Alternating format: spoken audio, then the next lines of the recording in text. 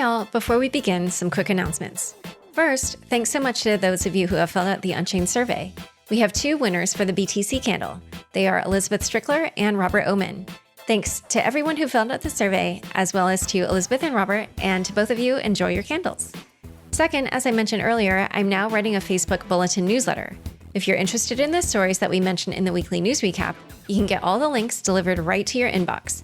If you're not already signed up, head to laurashin.bulletin.com and subscribe today.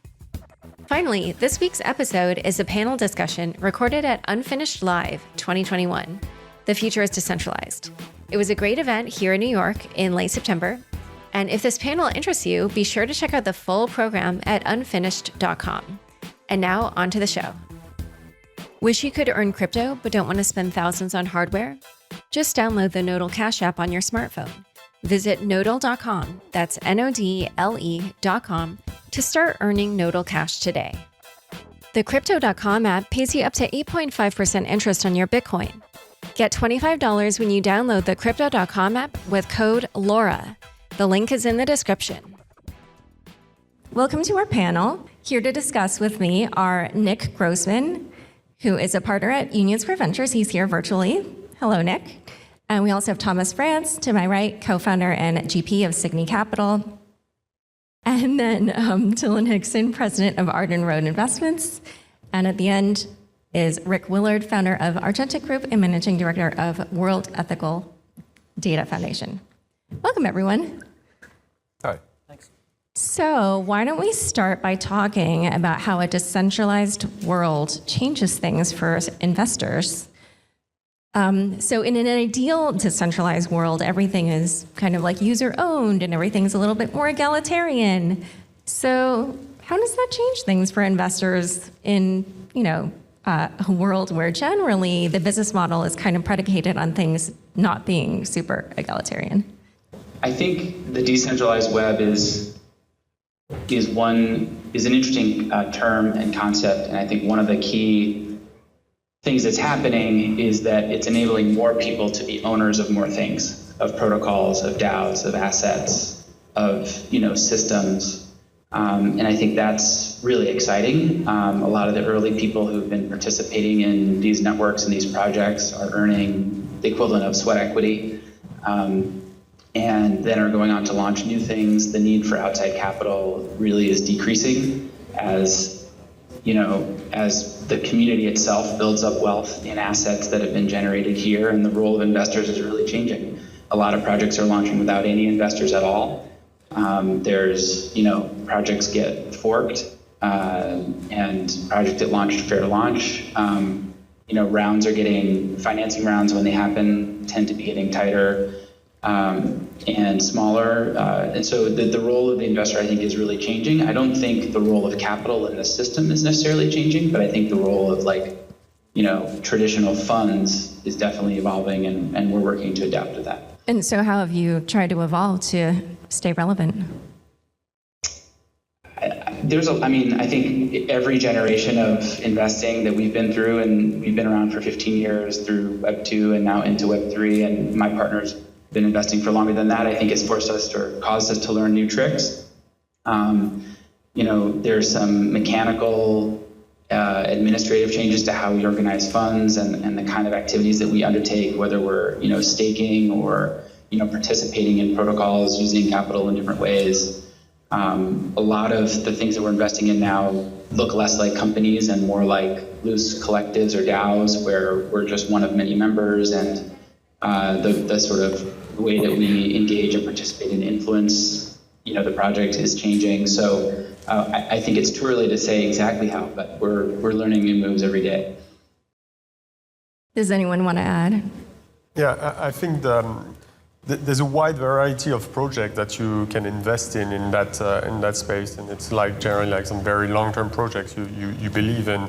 So it's not solely that you're going to invest in DAOs or in protocols where you're going to actually make a deal with an entity that lives on the blockchain and you're going to receive a token for it.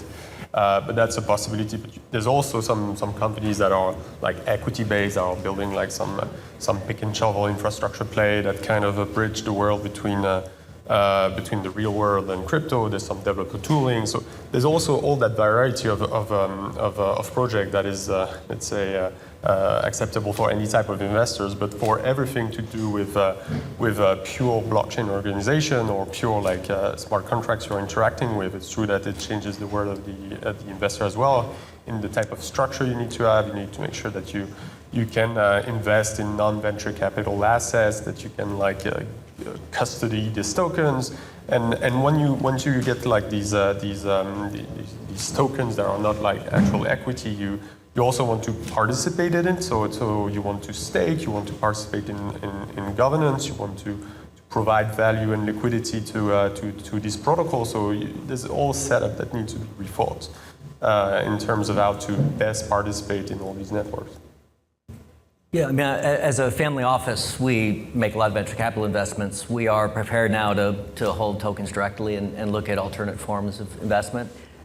In terms of the structure, we're getting excited about obviously growing big companies and some of these interesting new applications, but also the idea of financial inclusion, even stakeholder capitalism are some kind of new twists on capitalism that are going to be enabled by blockchain. And we have a family foundation. We do a lot of work with social entrepreneurs.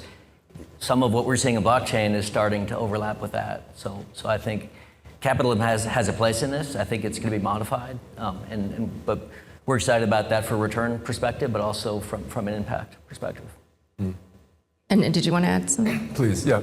So let's talk about the modification of capital and what funds look like and financial inclusion, stakeholder capital.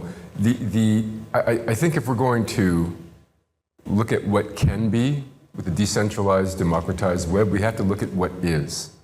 And what is really a continuation of sort of plantocracy economics, right? Plantation economics. And I mean that very seriously.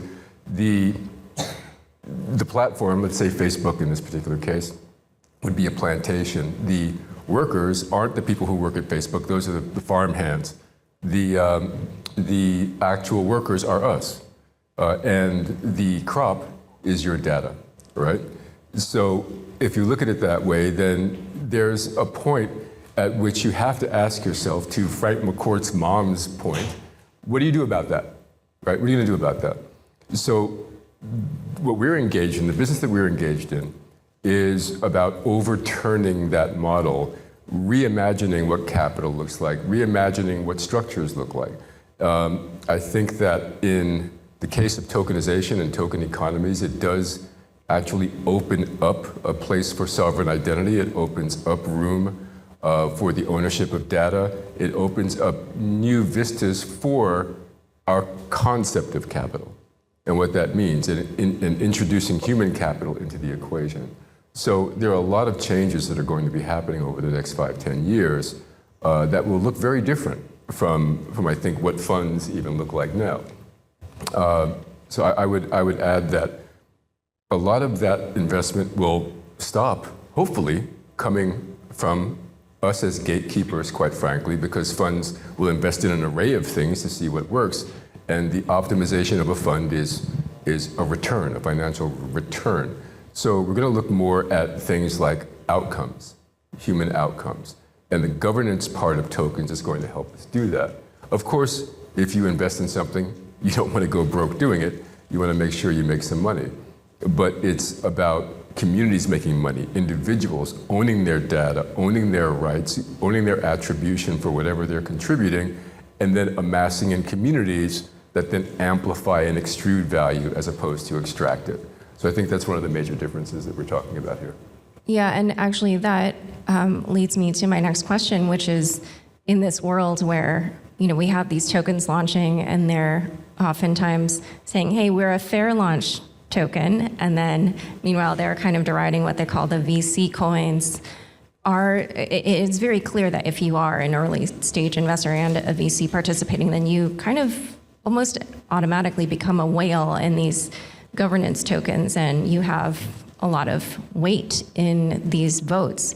So how are you guys managing that? Are you just happy to have that power, or are you, trying to kind of shift the way things are done? I know that a lot of communities are looking at quadratic voting too, which is a system of voting in which the number of coins or number of individual entities that vote a particular way can increase their weight if the number is greater, and if it's just whales dominating on the other side of the vote, then their weight is lessened. So curious to hear how that's being managed. I think it's comes up to also like the style of investing, and when you invest in a company, you've got some shares and you've got some rights and you've got like some potential influence on the decision of the company. Well, we see ourselves as investors who want to be like next to for the best interests of the companies, of the founders, and when it talks about like DAO, it's the best interest of the community, the founding team, and all that. So we try to always stick to the mantra of do no harm and be like founder friendly, and it comes back to the same thing in these protocols. It's about like participating whenever you can stake and participate in the network to add security to the network. We do that, whether it be by mining, by farming, by staking, by providing liquidity. But not so much in the role of pure activism and trying to use that dominant position to influence in our side. Always trying to think about like the community of stakeholders and act in the best interest of these networks. Okay, so just in the votes, you even just basically try not to wield your power so much. Is that what you're saying? What was it? Like you're trying to not wield the power that you have. No, exactly. Do no harm. Like we review the governance proposal, and we don't like actively like participate in creating those proposals, but we kind of review them, vote for them, check the community feedback, and take a decision from there. Oh, I see. I also feel like a lot of firms are just figuring this out and how to strike the right balance. And I think one thing to point out is that most VCs, historically looking at when investing in regular companies, are owning maybe 10, 15, 20%, and they have, with that minority control position, which is what we're used to.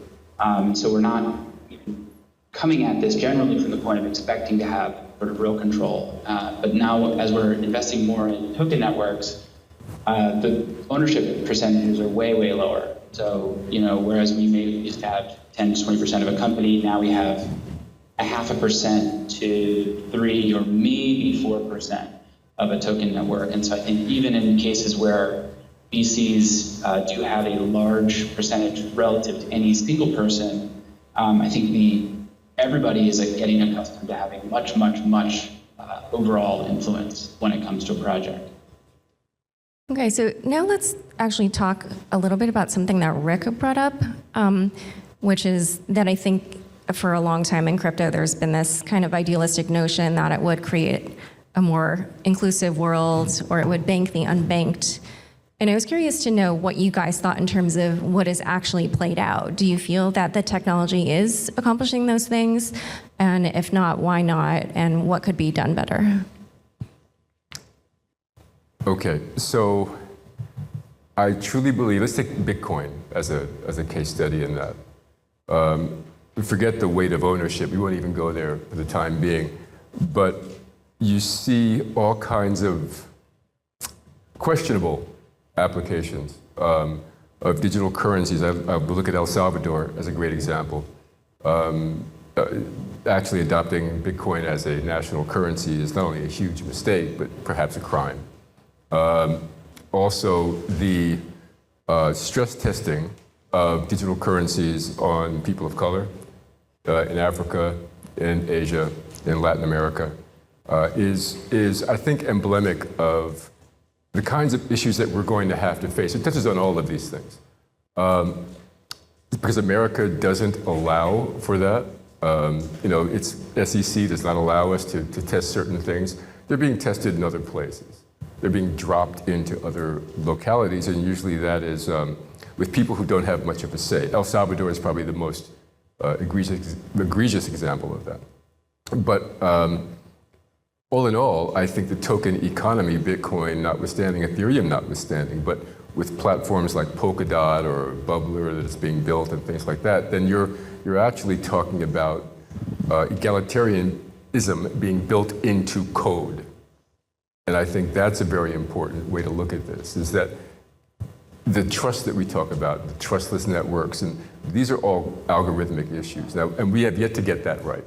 So human factors are always going to weight a little bit towards greed. I think that's probably part of your book, I think.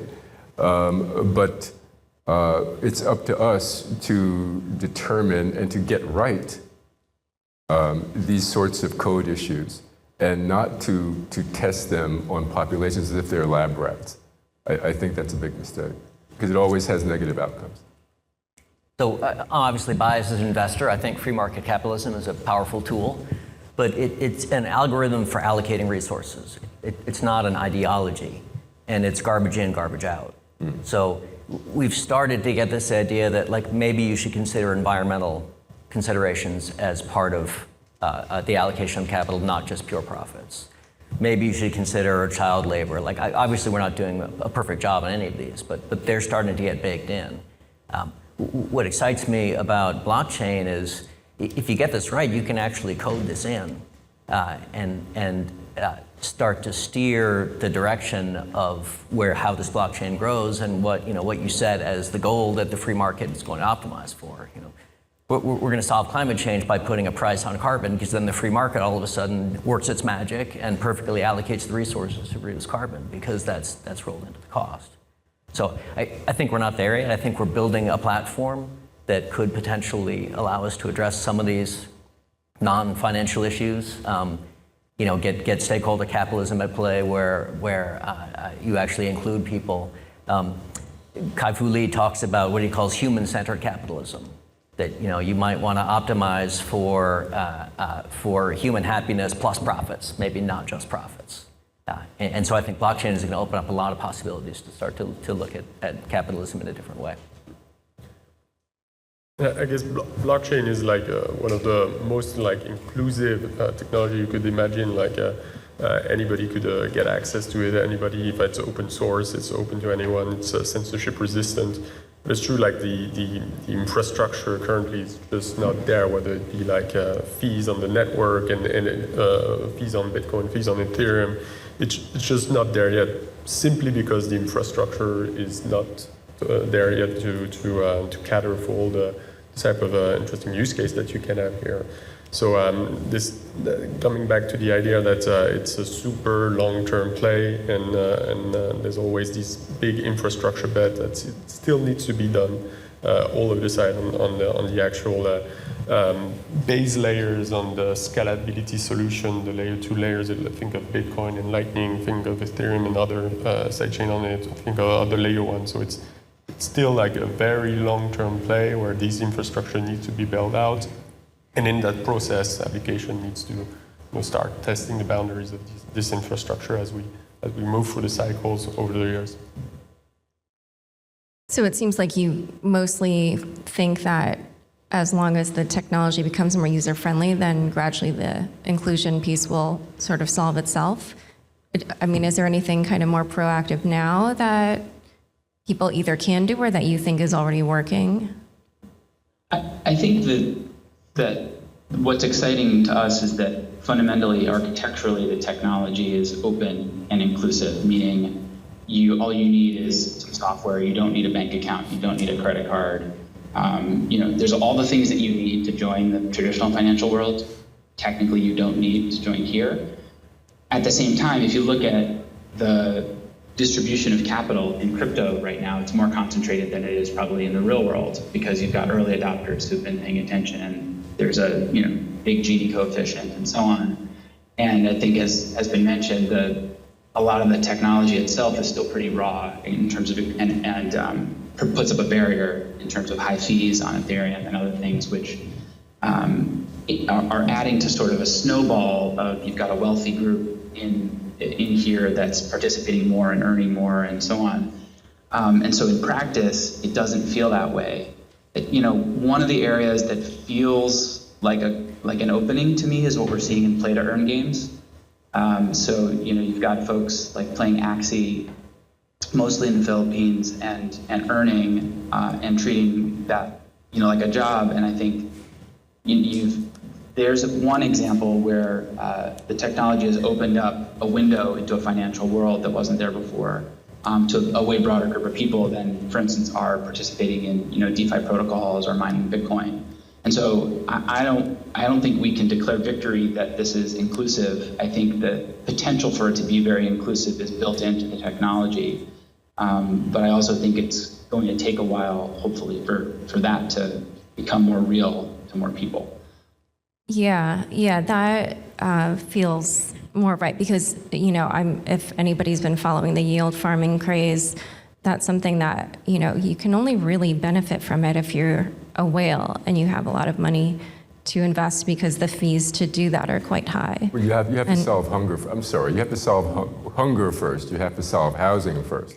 You have to solve certain human issues that allow people to actually have access to the things that we take for granted, quite frankly. Yeah, I mean, it feels like, just a little bit of a missed opportunity if it's just a lot of the kind of same inequality that we see. And it's not like I'm against capitalism, because obviously I am for capitalism, but I'm just saying here we have this opportunity if kind of people who are already wealthy are just getting wealthier, then, one of the things I've been watching in blockchain also is it's a meritocracy in the sense that you don't have to go to a fancy university or work at a big company. Just, how good is your code and how smart are you? Then you rise to the top. So it's a meritocracy in that sense, but those people still have very similar backgrounds. And so when you try to think about inclusion, it's hard for a group that's not diverse to even think about inclusion. So I think one of the things that blockchain and the companies being built on it need to think about is how do you get that inclusive mindset? Not just I want to be inclusive, because folks like us from the same background have blind spots where you don't even know you're not being inclusive because you don't know what you don't know. Yeah. So I think blockchain needs to grow in that sense and find ways to bring people from the outside who can get those voices to the table. But Dylan, does blockchain need to grow, or do we need to grow? Well, I think blockchain is a great platform that could be built in many different ways. We just need the right voices at the table when it's put in stone, or when it's finished. Yeah. Sorry, I didn't mean to be the... Good point. Yeah. Yeah, and one thing that... go ahead. I was going to say, one thing that excites me, and I acknowledge it's really early, is that, wealth is the basis for a lot of things, right? And a big issue is, how do you make it easier to create wealth? And whether you believe that blockchain assets like NFTs or tokens or anything else are actually worth anything, what is particularly exciting to me is that people can make them kind of from scratch and build value around them. And what you're starting to see is a community of folks who are holding assets with value as the basis for creating platforms and creating communities, and 1,000% acknowledge that this is still mostly tech geeks, getting wealthy using computers, just like the old things. But the idea that you're able to form assets and bring a broader and broader number of people into ownership of those assets feels important. The same way that Facebook users can't own a stake of Facebook, and Uber drivers can't own a stake of Uber. That model is different in crypto, where you can start by earning the assets and holding the assets and potentially benefiting, as these ecosystems, broaden. And starting with ownership feels like an important change. With over 10 million users, Crypto.com is the easiest place to buy and sell over 90 cryptocurrencies. Grow your crypto with Crypto.com Earn, which pays up to 8.5% interest on your Bitcoin and 14% interest on your stablecoins. When it's time to spend your crypto, nothing beats the Crypto.com Visa card, which pays you up to 8% back instantly and gives you 100% rebates for your Netflix, Spotify, and Amazon Prime subscriptions. Download the Crypto.com app now and get $25 by using the code LAURA. The link is in the description. There's a new cryptocurrency made for mobile that you can earn by downloading the Nodal Cash app. It's free, easy to use, and there's no hardware to buy. The Nodal Cash app allows you to earn crypto whether you're on the go, stuck in traffic, or even while you're sleeping. Nodal Cash is the crypto you earn 24/7. Go to nodal.com, nodle.com to get started today, or go directly to nodal.io/cash. That's nodle.io/cash. Yeah, and I actually just did an interview on my show. It's coming out next week, but it's with a woman named Fareshta Faru, who is an Afghan computer scientist who founded Code to Inspire, which is a school in Afghanistan that teaches girls to code. And her school began teaching the girls how to code like Solidity and stuff like that. And they were doing other things like creating video games where they decided to make the protagonist an Afghan girl. And then there were like Afghan boys playing this in a society where, like typically you wouldn't kind of put a girl front and center. So anyway, the point is that, like the fact that her organization was able to use crypto and needed it because Western Union wasn't like a viable option and PayPal wasn't a viable option. And so this actually became like a good way for them to, kind of pay out the students who had earned through like doing gigs for, different places and even for collecting their own donations and things like that. So clearly, what you were saying about how the technology is open, like it's reaching places that typically don't have access to financial services. And yet at the same time, there is still so much inequality. And I actually just want to ask one question, which is for people who follow the space a lot, you will probably recognize anytime you go to a conference that it's mostly men and there aren't that many women. And I was curious to know just, what your thoughts are on how to bring more women in the fold, if you feel like there is any particular strategies that are effective. And, I, as just an observer of this space, I feel like even a lot of the outreach currently to more mainstream audiences is still more directed at men, like these NFT partnerships with like the NBA or La Liga. I have some female friends who are into sports, but I wouldn't say that's predominantly, who are sports fans. So I was just curious for your thoughts on the gender imbalance in crypto. So, there's obviously a gender imbalance in computer science in general. I was a trustee of Harvey Mudd College for 10 years in Claremont, California. It's a small but extremely rigorous institution. It was 1/3 women.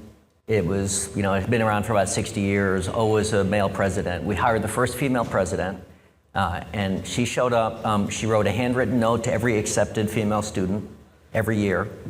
And then she's a computer scientist. In computer science, she switched the introductory language to Python, which was not so well known at that point, so everyone learned a new language together. It was relatively simple.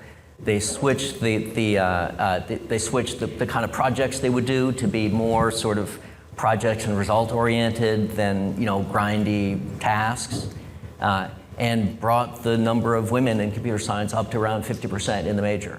And so, it was really just about initial structure and sort of who gets in the door. Like, if you show up as a computer genius as a young guy, a lot of these places just push that through. And do you have ideas on how that could be applied here in crypto or like a decentralized web?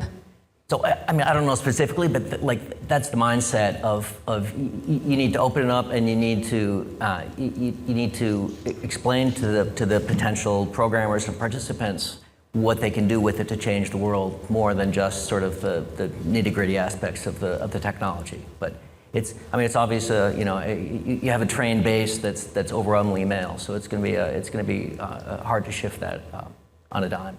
Can I just add, I think that's correct. I think that there's an institutional approach to it, but you could also stop having crypto bro meetings in strip clubs. You can, there's a lot of things that we do that we take for granted. You can stop painting girls gold and having them dance at Bitcoin conventions. Seriously. Simple stuff. With Fareshta, I'm glad you referenced her. She's a friend of mine. Oh. And Roya, her ex-partner, Roya Mahboub, is a good friend of mine. Roya is also a friend of mine. And I helped them with Bitlanders, with Francesco Rulli when they first started in this business. Oh. So they were helping Afghani women, but also Afghani young men, but mostly women, young women, hold money through Bitcoin in the form of Amazon cards. Because, of course, in Afghanistan at the time, it may be the same now, women couldn't hold money. Their brothers, their husbands, their significant men in their life would simply take it from them, all right? So the phone produced the opportunity to have a wallet that they could own. So this has been a question throughout this space, in tech in general, but really in crypto, it's especially important.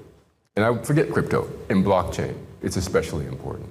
Because we do have these tools, to Dylan's point, to everyone's point, we have these tools. The question is, how are we going to implement them? It's almost like we have to throw a grenade into the seed of our own souls, and figure out what's really important, what kinds of things do we want to invest our attention in, and not having our attention monetized by other platforms, but making our attention the platform. Is there something that you all as investors feel that you can do to address this issue, or do you sort of feel like the source of the problem is kind of outside of your scope?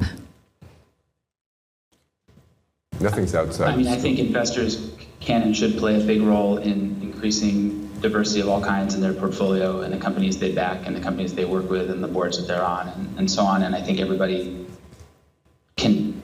Many firms are taking this on in different ways. I know we are. I think it probably starts with, at the very least, keeping track. We've been tracking for the last year, or who we're backing.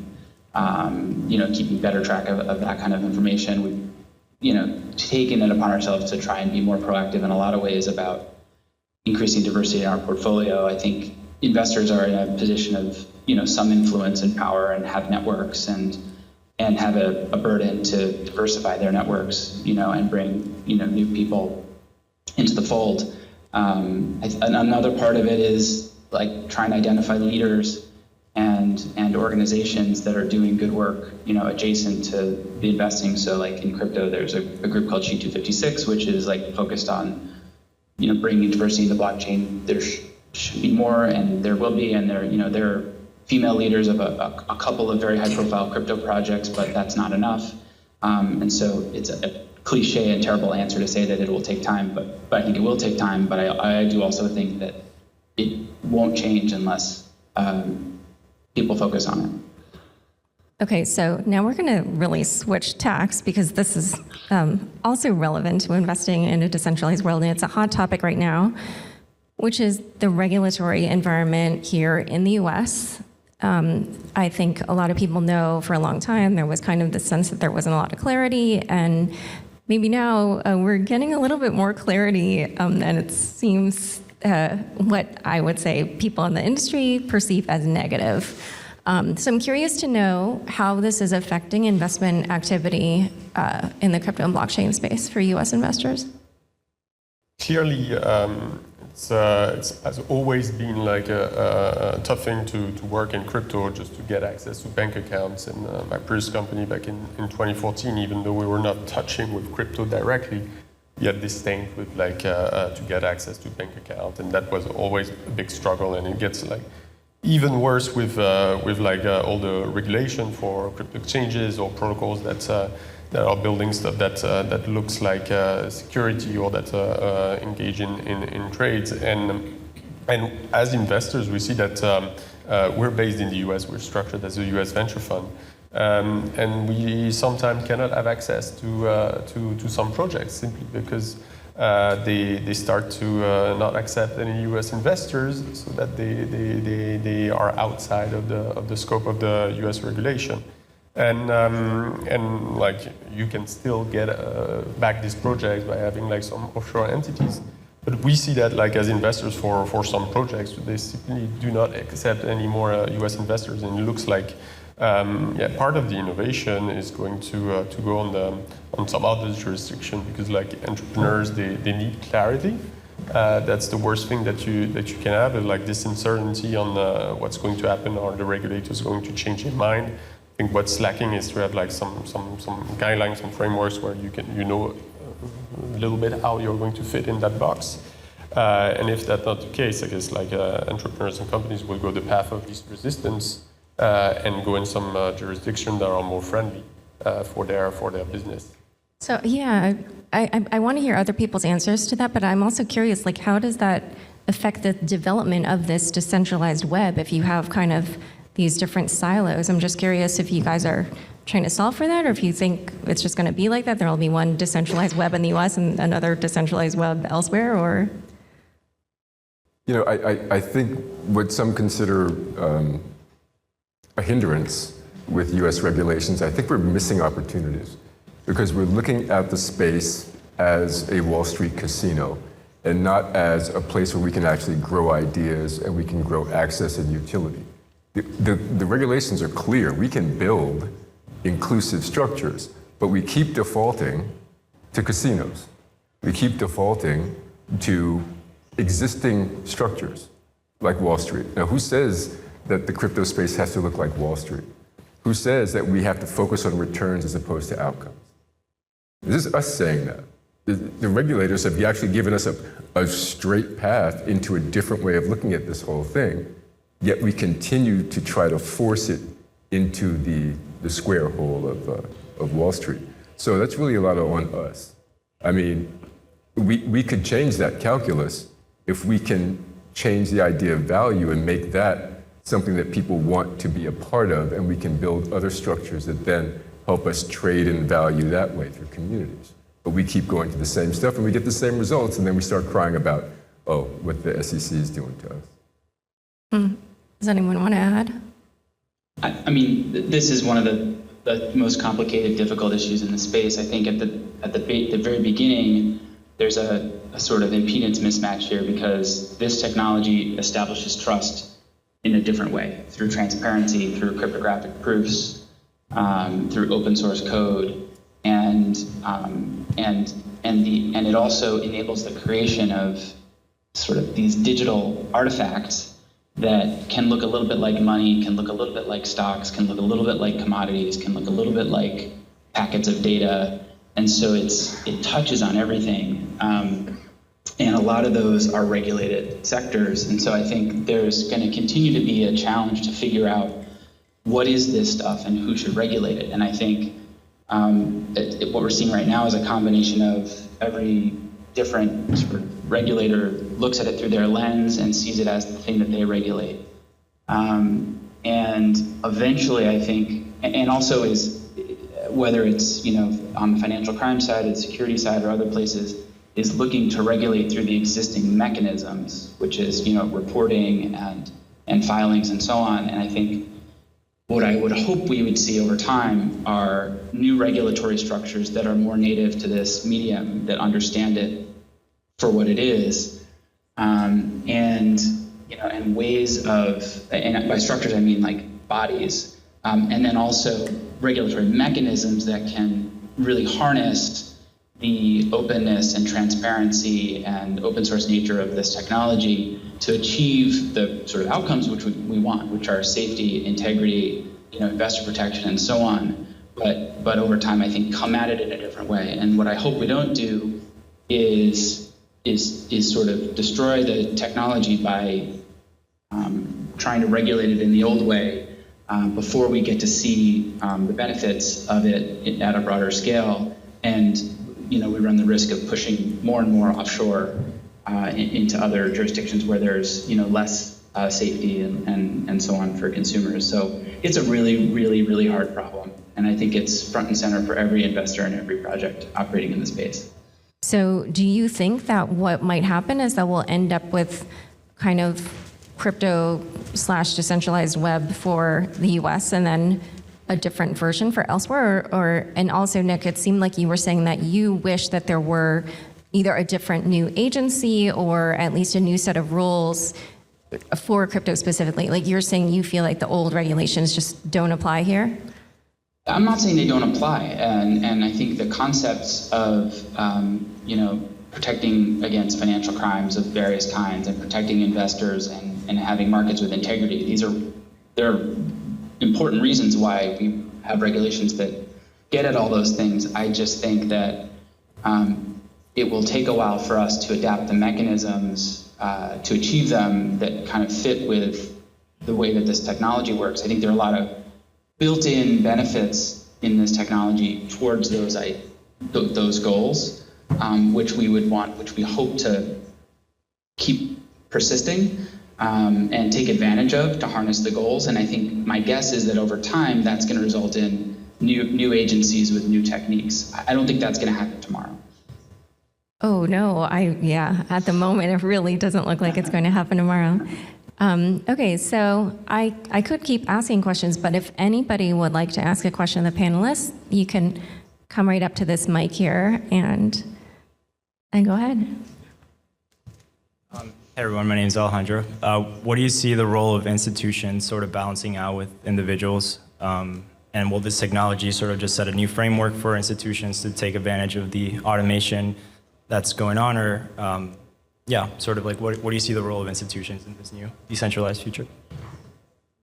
And actually, can you just elaborate on what you mean by institutions? Do you mean like maybe like financial? Facebook, banks, et cetera? Will they use this technology to just deploy their services more efficiently, which then you just kind of like reinstitute the same frameworks that we have now, or I guess open up to a long tail of startups and smaller companies being able to take advantage of this technology? Using existing frameworks, institutions will always get it wrong. Look at Facebook Libra, look at credits before that. We have to, people like us, actually have to build new sorts of frameworks that institutions have a place in. I can't answer that question, personally. I don't know if you guys can. I mean, I'll just give one example. I know a lot of the conversation at this conference has been about the role of traditional tech platforms, Google, Facebook, Apple, so on. And I think one of the directional trends we see here that we're most excited about is the potential for this technology to migrate control of data and other sort of technical infrastructure away from a company, an institutional company, and more into the hands of users. So, for instance, the data that you publish, in a social networking context or blogging context, today all gets piped, through these platforms and that's where they exercise control and add advertising and all this other stuff. And I think one of the many things that Web3 is changing is an architecture where users have more direct control over their data, signing data packets and messages, encrypting them, storing them in different places, reaggregating, them in a different way. And so I think the role of the data aggregator in Web3, I think, is going to be very different than the data aggregator in Web2. And that's one of the themes that we think is important. So go ahead. It was a technology that was like, from its beginning as an asset, as a technology, something that was for retail before institution, like for Bitcoin, for like crypto assets, I say, like it was for retail users. And it's after on that institution came in to get access to it because they just couldn't at the beginning. And I guess with that technology, it's similar that it's mostly like new developers that are going to build some frameworks that are going to compete against the actual institution. And it's contradictory a little bit for them. Like they build their trust through like time, and with that they can like monetize like data aggregated and attention of users within their platform. I guess like Web3 and this technology gives the opportunity for new companies to have their time to trust to be like tremendously faster and build trust within the community and build like new networks based on that, and accelerating this time to trust is super important to compete against these institutions and get like some better forms of product that are more like concerned about data privacy, data ownership, and that kind of thing. So I think the part of the idea of unfinished labs and Project Liberty is if you build an open source protocol that's a social graph and you make that available to everybody, but you own your data, if you like Facebook, then hook Facebook into it and they'll continue to give what they give. If you want to choose a different one, you turn Facebook off, you turn someone else on. If you want to build your own, you build your own. If you want a friend to build one for you. So I think, the Facebooks will still exist, and I think there'll be great opportunities to build new versions of Facebook, but rather than being big because they own your data and won't give it back, they'll be big because they use your data to provide value to you. And if they stop providing value, you give it to someone else. So I think that's the goal. If you separate the data from the company, then you see what the company really can do and what value they can really give you. I mean, I wouldn't think of Facebook as an institution. I would think of governments as institutions or libraries or things like that. Go on. Yes, go ahead. I was just want to ask a question, and Rik, kind of led us to the issue around, the sexism and greed and the culture that, has prevailed in the world led by Peter Thiel. There's a number of articles out today, not to call anybody out, but Palantir has just, gotten away with murder, not paying taxes, just building billions and billions of dollars in wealth, and having just gotten more government contracts than, could ever be thought of. So what is going to change a culture that has been repeating itself? I was with Drexel Burnham Land Bear. The predator's ball is alive in crypto now. So it's like, what's happening? It's 40 years later, and we're still doing the same thing and expecting different results. Yeah, I almost want to answer this myself, being the woman on the panel, even though I'm the moderator. And that's to say that, it's pretty shocking that Me Too only happened in 2018. It's, obviously very, very recent past, though. It's kind of interesting just how ingrained sexism can be and how difficult and hard it is to change things, but it is changing. I do think actually, crypto has the full range. It has, a lot of sexism like we see in a lot of parts of the world. But there's also plenty of lovely people. I'm a woman in the space and I deal with men all the time. And, I wouldn't say I've had too much sexism. I would say though that one thing that is interesting to me that I've noticed is that people recognize and they will call out racism.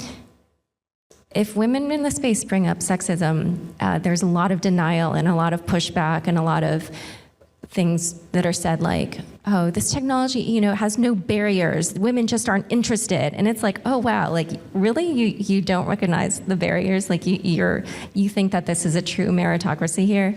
So anyway, but, I do think that things are changing. It's just, as our panelists said, that a conscious approach helps a lot. And I think, a lot of great ideas were discussed here, and I think that hopefully we'll see more implementation and change. Laura, can I say one thing for 10 seconds? Yes. Literally, I know we have to wrap up. I know, we have to wrap up. So, look, if I want to leave you with anything, and I think if any of us want to leave you with anything here, it would be that a decentralized web is a democratized web. A democracy requires eternal vigilance. And so you have to take your attention off of distractions and on to your own self-sovereignty. If you're going to make this work, because it doesn't work without you, we're just people who help fund this stuff, or we're people who help build this stuff. But really, it's about people like yourselves. And if, as a whole, we're going to let distraction rule us and put our attention into things that don't matter, then that's what we're going to get as a people. So where we point our attention is what we're going to get out of it. That's all I have to say. You're here. Great. Excellent last words. All right, thank you all so much for attending this panel.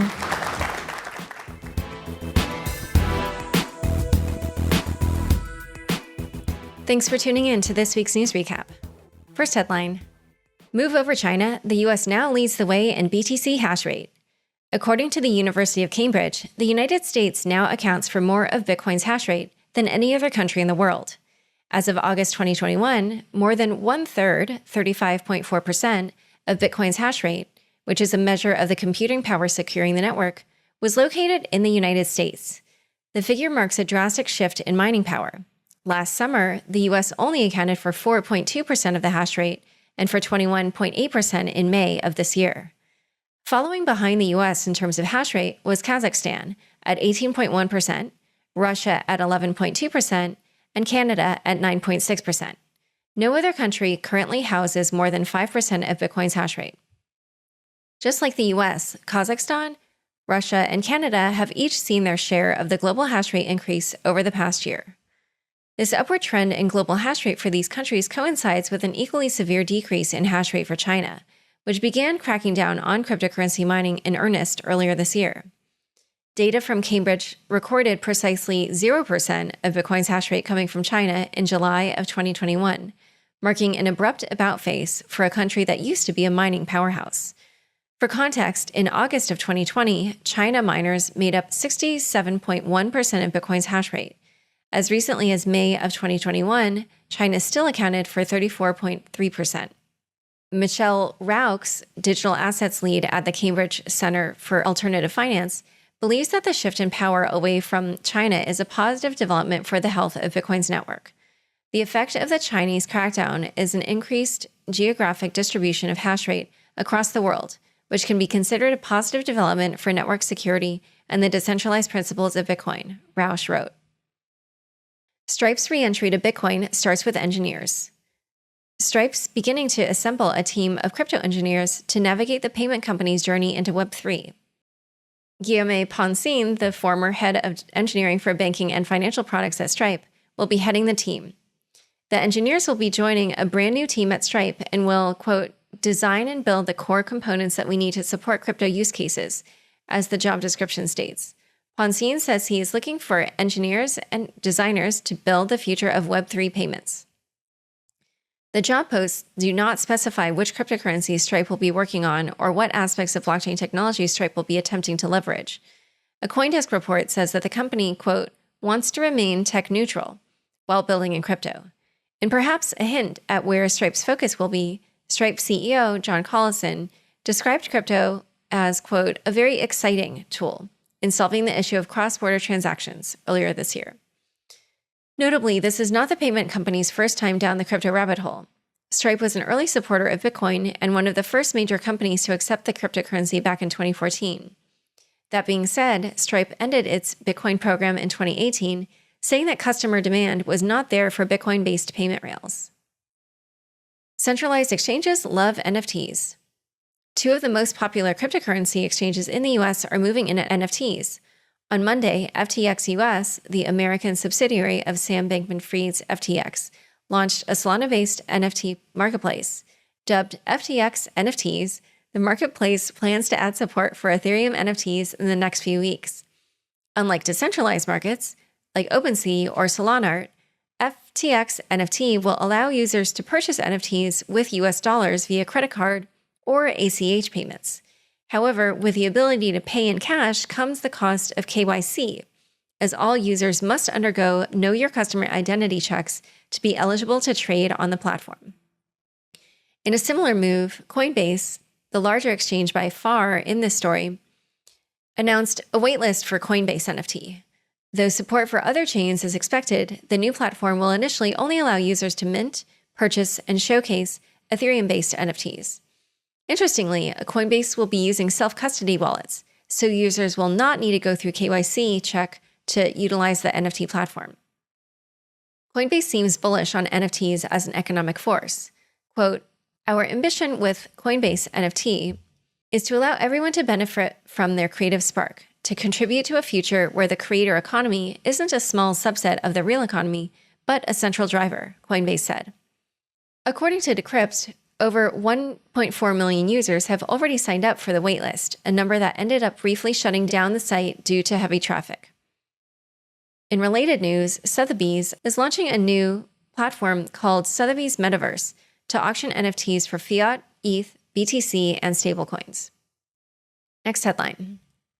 Crypto Mom wants a crypto safe harbor. Other SEC commissioners disagree. Two commissioners at the Securities and Exchange Commission disagree on crypto regulation. Commissioner Hester Peirce, aka Crypto Mom, is widely known for a more favorable stance toward crypto, and has even proposed that token issuers have a 3-year safe harbor period to develop their coins. Commissioner Caroline Crenshaw made waves by saying Peirce's safe harbor proposal could potentially be harmful to the crypto community. She said, quote, had a safe harbor been in place during the initial coin offering or ICO boom of 2017 and 2018, I think the results would have been even worse for investors and the markets. ICOs and other digital asset offerings raised billions from investors, but most never delivered on their promises. Commissioner Peirce, for her part, continues to take the SEC to task, as she did in this speech at the Texas Blockchain Summit on October 8th. Regarding the prevailing attitude inside the SEC that digital assets already have legal clarity, Peirce said, quote, "The idea that there is legal clarity as to when crypto assets are securities must come as a surprise to the lawyers advising crypto projects that have struggled with this issue for years." On the recent trend of Americans being geo-blocked from airdrops due to regulatory uncertainty, Peirce added, quote, "Widespread geo-blocking of Americans should concern American regulators, even if it does lighten their regulatory load. Take a look at Twitter. After one of these airdrops, the SEC is not being thanked." And finally, after lamenting over the jurisdictional jockeying between regulators, Peirce turned to stablecoins, saying, quote, "I believe that we must take strong account of the potential benefits of stablecoins, including the possibility that a US dollar stablecoin might support the role of the dollar in the global economy." To wrap up her thoughts, Peirce took to Twitter, writing, quote, "If government wants to bring law to crypto, it should behave lawfully." In related news, White House mulls executive order for crypto oversight. Bloomberg reports that the Biden administration is weighing an executive order on cryptocurrency. The order would task federal agencies to study the crypto industry and offer recommendations regarding financial regulation, innovation, and national security. The executive order is still under consideration, but the administration will soon announce its strategy for cryptocurrencies, according to Bloomberg sources, who are described as being familiar with the matter. Speaking of crypto oversight, 3 separate crypto entities unveiled proposals for regulation. Coinbase published a piece titled, "Digital Asset Policy Proposal, Safeguarding America's Financial Leadership." A16Z unveiled an agenda for the future of the internet. And FTX announced its own set of policy goals for crypto market regulation. Clearly, the topic is on the mind of many people. Time for fun bits. Bitcoin is worthless, according to JPM CEO Jamie Dimon. Bitcoin is trading above $50,000 and has a market capitalization of over $1 trillion. However, according to JP Morgan CEO Jamie Dimon, the emperor of cryptocurrency has no value. Quote, "I personally think that Bitcoin is worthless," said Dimon during an Institute of International Finance event on Monday. Dimon's words were on brand. The billionaire CEO has spoken out against Bitcoin numerous times, dating back to 2015 when Bitcoin was priced at $400. Dimon went on to clarify that his negative stance on Bitcoin does not affect JP Morgan. Quote, "Our clients are adults. They disagree. That's what makes markets. So if they want to have access to buy or sell Bitcoin, we can't custody it, but we can give them legitimate, as clean as possible access," concluded Dimon. Funnily enough, just at publishing time, Morgan Stanley CEO James Gorman said on the bank's third quarter earnings call, quote, "I don't think crypto's a fad. I don't think it's going away." All right, thanks for tuning in. To learn more about all of our speakers and Unfinished Live, be sure to check out the links in the show notes. Unconfirmed is produced by me, Laura Shin, with help from Anthony Yoon, Mark Murdoch, and Daniel Ness. Thanks for listening.